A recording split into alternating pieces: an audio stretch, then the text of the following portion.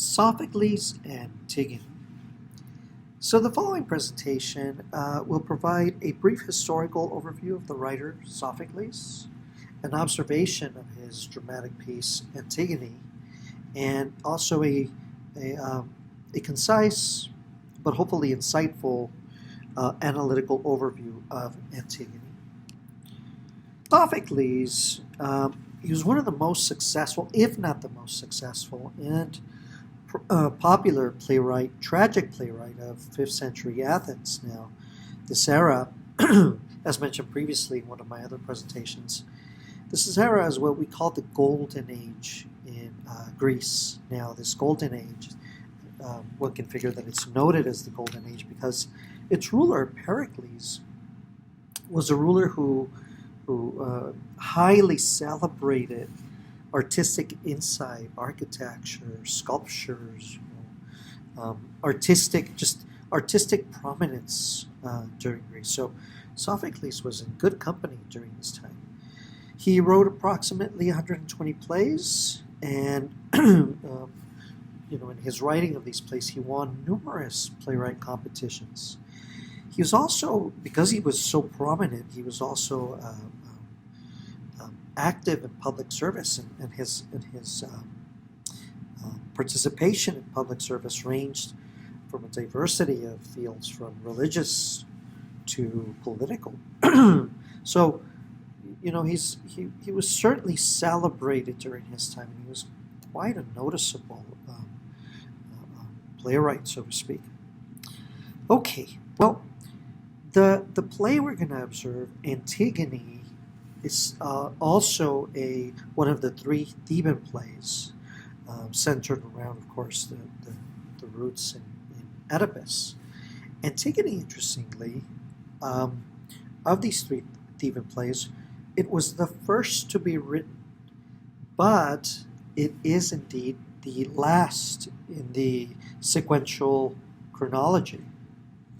And it also, even though the inference and the influence of Oedipus is present in Antigone, it's also the of the three plays, it's one that doesn't highlight Oedipus as the protagonist. Indeed, it's his daughter Antigone who serves to be the protagonist.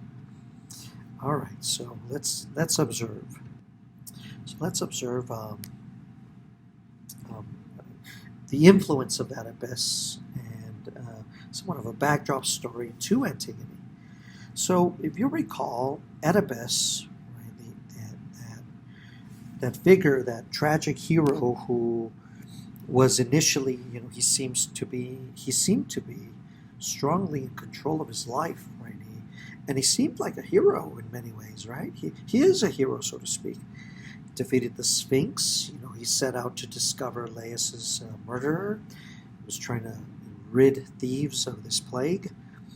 Of course, the irony, the dramatic irony is that he inadvertently or unconsciously murdered his father, right? Married his mother, and certainly incestuously bred some children, so to speak. Well, that play, right, Oedipus the King, it follows into the second of the Theban plays known as Oedipus at Colonists. Now, in this new play, once after Oedipus blinds himself and he realizes, all the terrible things he's done, and he sets out to leave Thebes, he's guided by his daughter Antigone, and his other daughter Esmene. So both of them, they guide their father, and he's looking for a place to live, right? He's looking for a place to be, and he sets about to Colonists. Now, initially, the people, when they see him and they realize who it is, they don't want him near the city, right? They feel that he might be a curse. But it's soon revealed that Oedipus, despite his mishaps and his tragedies, it's soon to be discovered that he is, in a way, blessed by the gods. It's almost as if the gods said, we're sorry for everything that happened, for you blinding yourself, marrying your mother, and killing your father. So so you've got it. We're going to give you a blessing, and the blessing seems to be that wherever he is to find himself, and wherever he is to die, the ruler of that city is going to obtain considerable power. So at this point, upon Oedipus upon leaving Thieves, well, who are the inheritors of the throne? And it came to be his children, Eteocles and Polynesias, or Polynesias, right? So there seemed to be an agreement in which these two children were to rule over Thebes. Now, upon hearing that Oedipus has this blessing, both Eteocles and Polynesias, they set out to bring their father back to Thebes. But first things first, right? First things first. Oedipus is trying to find a position. He seeks out Theseus, ruler of the area of Colonists, Athens, and he says, look, I've got this blessing. I'm not going to give it to my children. I want you to have it. Will you take me in? Theseus, of course, very invitingly says, absolutely. In fact, I'm going to grant you Athenian citizenship. You'll have all the rights of a citizen, because remember, in those times, it's kind of when somebody today goes to another country, they look for papers. Well, here it's by these, even in these nearby cities, regardless of how nearby they are, you've got to be a citizen to have rights in that city, so to speak. So Theseus grants Oedipus rights to be an Athenian citizen, right? A resident of Colonists, so to speak. Well, he's there. He's with his daughters, Antigone, Ismene, and so Eteocles sends Creon.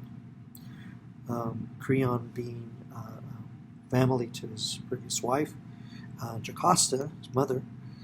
He sends out Creon. Now Creon shows up, and it's like he's set to bring him back at whatever cost on behalf of Eteocles. And he doesn't plead much. Well, it's not that he doesn't plead much, but he seems to plead in a very aggressive manner where he wants to use force. He brings a military entourage to Colonists and basically tells Oedipus, come with us, come and be with your son Eteocles. And when Oedipus denies him, he actually takes away his daughters. Remember, Oedipus is blind, so to speak. So he takes away his daughters, but shortly Theseus sets in and rescues Ismene and Antigone from Creon, and they set Creon out. They kick him out of Colonists. Right? They say, "Be gone." Right? They protect Oedipus, so to speak. So dismisses Eteocles' plea to go be with his son. The second son, Polynesias, he comes in. He's a little bit more understanding. He's a little bit more pleads a little bit more. He's a little bit more pleading, more sympathetic, if you will. And he tells his father, forgive me that I wasn't there for you. And Oedipus, same reason why he dismissed Eteocles, he says, look, you weren't there when I needed you the most. You weren't there. You basically dismissed your father. You dismissed me.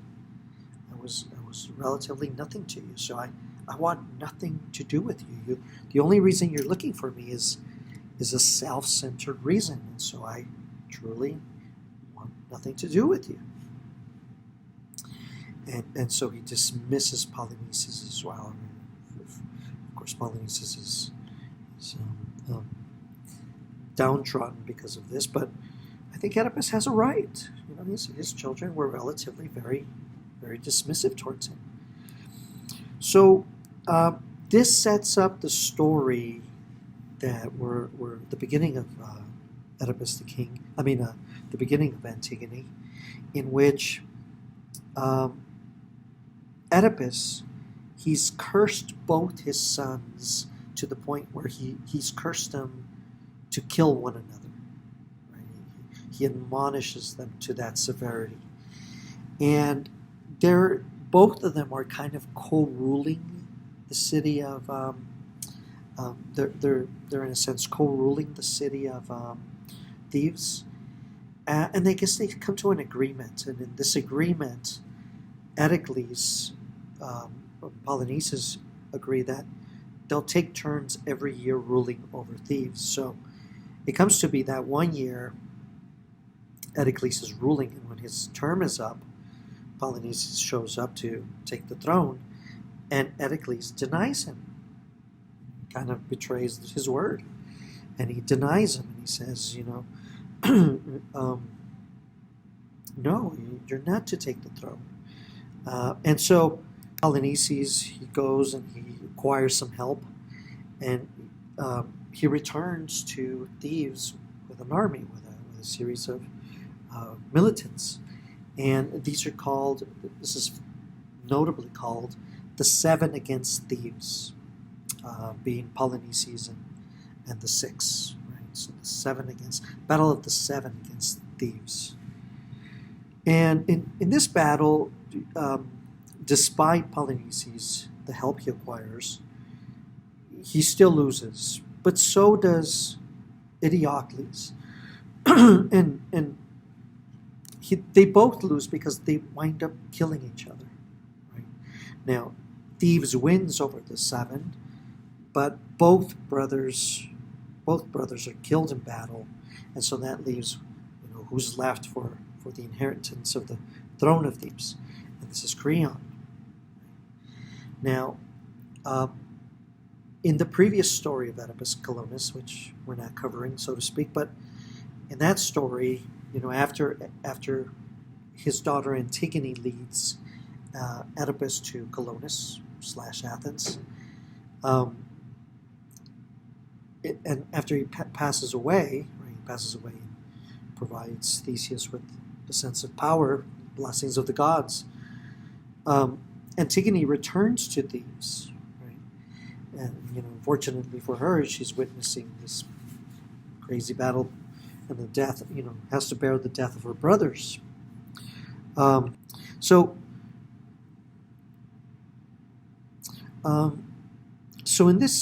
after this ordeal, Creon inherits the throne, and he gives Eteocles, who's the ruler of Thebes, but technically by word, so should have been Polynesias. Creon nevertheless says, we're going to provide a very reverential, very honorable burial to Eteocles. But the grave of Polynesias will not be much of a grave. We're going to leave him there on the ground to be eaten by the animals, by birds and worms, whatever wild creature comes about, so to speak. So he completely disregards any respect for Polynesias. After all, he is the enemy. And Creon is promoting what we can call a defense of the city, a message, so to speak. So this is important because this is Creon setting the nucleus of how does one bring a safeguard and protection for a city. And so one could argue that if we're to protect, one's a political figure and is to protect its citizens, then is it wrong for one to go about certain way of being, right? A certain message to ensure that its citizens are protected. This is in essence a human law, right? This is a human edict. This is the edict of Creon. So Polynesias, he's left there to so to speak, to rot on top the ground. Now, this, in Greek tradition, right? If you're not buried, then you're in essence not at peace, so to speak. Right? Well, both Antigone and Esmone, they're both torn by this. They don't like to see that one of their brothers is certainly undergoing a terrible process. But Antigone tells Esmone, he says, I don't care what the law is. I'm going to bury my brother. Esmone pleads with Antigone not to do it because what's the consequence? What's the repercussion? The consequence and repercussion is indeed death. And so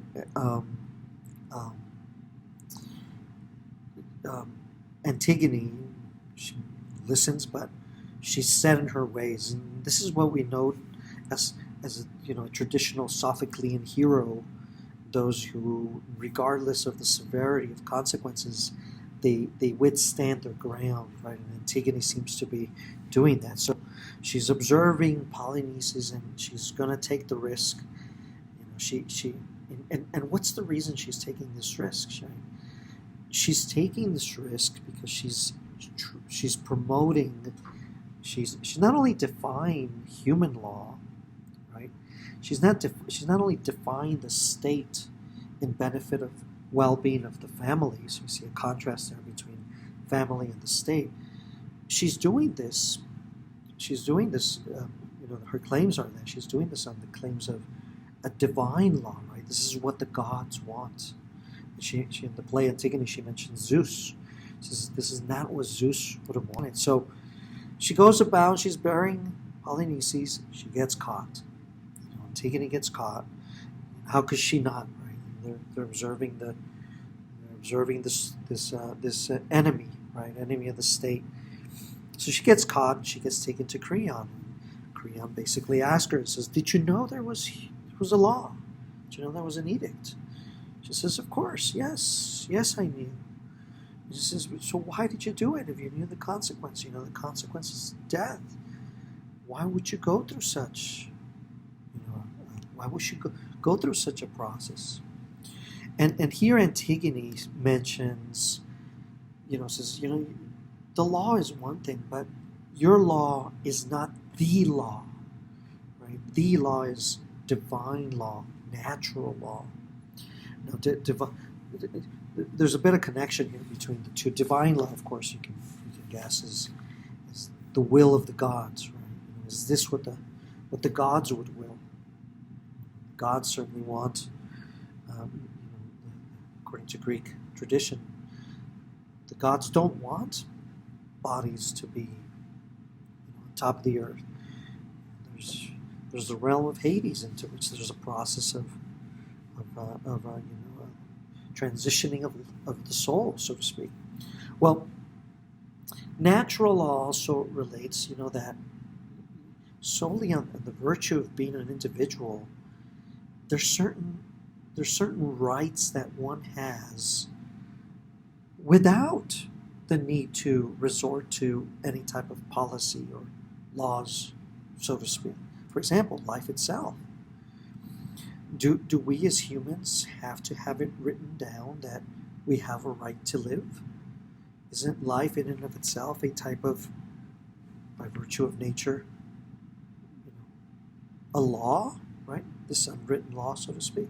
So it's kind of the essence that Antigone's promoting, that she makes a valid claim, and she tells Creon, look, you might have this law, this edict that's prompted by you, but it's not the law. It's not what the gods want. It's not what embodies the rights that we as humans have. So whether even if you promoted that law, you have to acknowledge that we as humans, irregardless of human laws, we have rights. Well, Creon being a traditional Sophoclean character as well, he's not going to budge, and he sentences Antigone to death. Right? he condemns her to be locked up in a cave and provides her only one day's worth of food.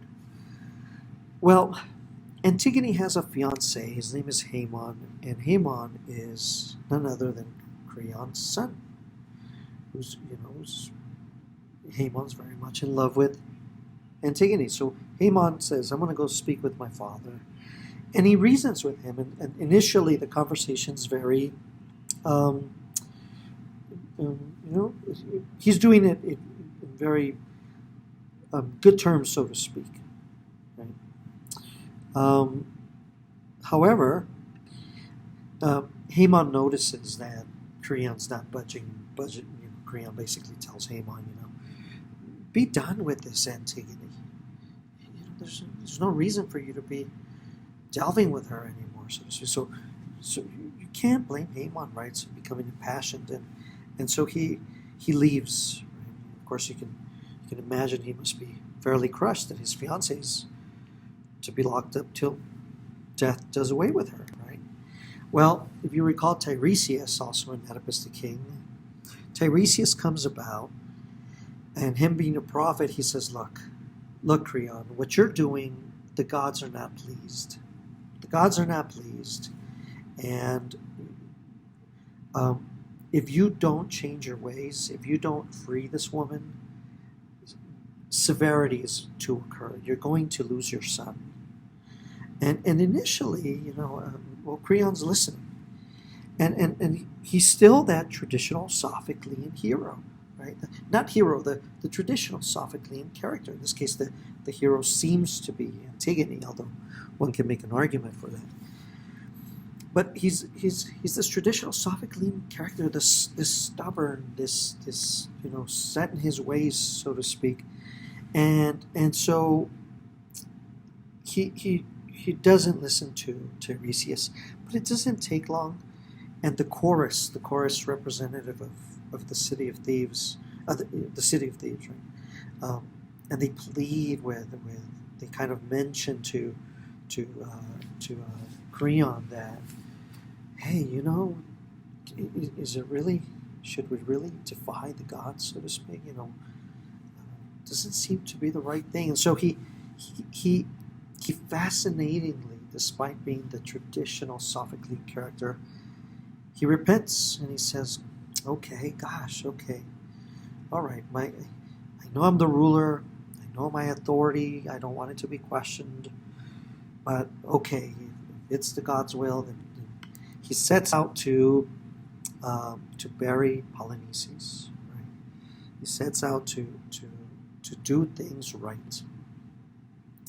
And on his way to bury Polynesias, a messenger comes about. And as the messenger comes out, he provides Creon with terrible news.